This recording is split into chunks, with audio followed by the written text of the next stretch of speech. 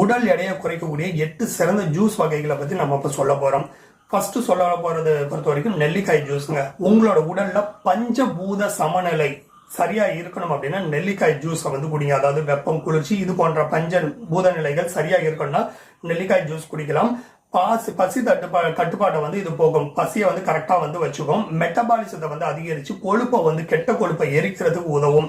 So காலையில வெறும் வயிற்றுல ஒரு 30 ml அளவிற்கு நெல்லிக்காய் சாறு வந்து குடிக்கிறது ரொம்ப நல்லது. தண்ணீரோட கலந்து குடிக்கிறது நல்லது.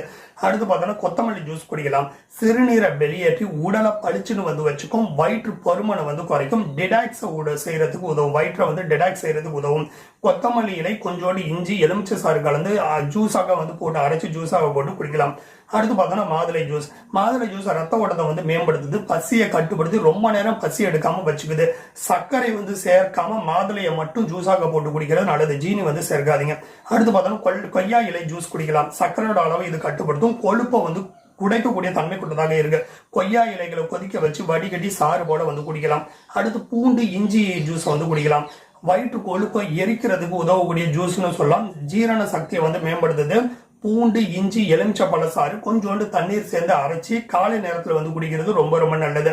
அடுத்து பார்த்தோம்னா பாகற்காய் ஜூஸ் வந்து தாராளமாக வந்து குடிக்கலாம். பாகற்காய் ஜூஸ் குடிச்சிங்கன்னா இன்சுலின் அளவை வந்து சீராக வந்து மாற்றுது. மெட்டபாலிசத்தை வந்து வேகத்தை வந்து கண்ட்ரோல்ல வச்சுக்குது. குறைவான கலோரிகள் இருக்கு. அதிக நன்மைகள் வந்து கொடுக்குது. தண்ணீரோட வந்து சேர்த்து பாகற்காய் ஜூஸோட கொஞ்சோண்டு எலுமிச்சை பழசாறு உப்பு கொஞ்சோண்டு வந்து கலந்து தாராளமாக வந்து குடிக்கலாம்.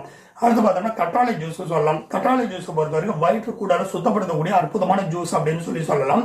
உடல் எடையை குறைக்கிறதுக்கு உதவக்கூடிய ஜூஸ்னு சொல்லலாம். ஹார்மோன்களை வந்து சுரக்கிறதுக்கான அற்புதமான ஜூஸ். வெயிட் லாஸ் பண்றதுக்கான ஹார்மோன்களை இது கரெக்டா வந்து சுரக்கும். ஸோ 30 ml அளவிற்கு கற்றாழை ஜூஸ் வந்து குடிக்கலாம். ஒரு கிளாஸ் தண்ணீரோட சேர்த்து காலை நேரத்தில் குடிக்கிறது ரொம்ப நல்லது. அடுத்து பார்த்தோம்னா பீட்ரூட் ஜூஸை வந்து குடிக்கலாங்க. பீட்ரூட்ல இரும்பு சத்து, வைட்டமின் B1 ரெண்டுமே அதிகமா இருக்கிறதுனால ரத்த சிவப்பணுக்களை வந்து அதிகப்படுத்துது. ரத்த சிவப்பணுக்கள் குறைவாக இருந்துச்சுன்னா தினமும் பீட்ரூட் ஜூஸை குடிங்க. புற்றுநோய் செல்கள் வளராம தடுக்கக்கூடிய தன்மையும் இதுல இருக்கு. புற்றுநோய் வராம தடுக்கக்கூடிய தன்மையும் இதுல இருக்கு. ஸோ உயர் ரத்த அழுத்தத்தை குறைச்சி ரத்த அழுத்தத்தை சரியான நிலையில வச்சிருக்கும். உடல்ல இருக்கக்கூடிய நச்சு கிருமிகளையும் இது வெளியேற்றிடும். ஸோ பீட்ரூட் ஜூஸ்ல கலோரிகள் குறைவாக இருக்கு. இது நார் சத்து அதிகமாக கொண்டதாக இருக்கு. கொழுப்பு வந்து இதுல கிடையாது. அதனால உடல் எடையை குறைக்க நினைக்கிறவங்க தாராளமா பீட்ரூட் ஜூஸ் குடிக்கலாம். பீட்ரூட் ஜூஸ்ல நார் சத்து அதிகமா இருக்கிறதுனால செரிமான பிரச்சனைகள் வராம தடுக்கும். உடல்ல இருக்கக்கூடிய மெட்டபாலிசத்தை அதிகரிச்சு வயிற்று உடலை சுத்தமா வச்சுக்கிறது உதவும். வயிற்று வலி, வயிற்று உப்பசம் இது போன்ற பிரச்சனைகள் இருந்து விடுபடுறதுக்கு உதவும். ஸோ வாரத்துல 2 தடவை பீட்ரூட் ஜூஸ் குடிக்கலாங்க.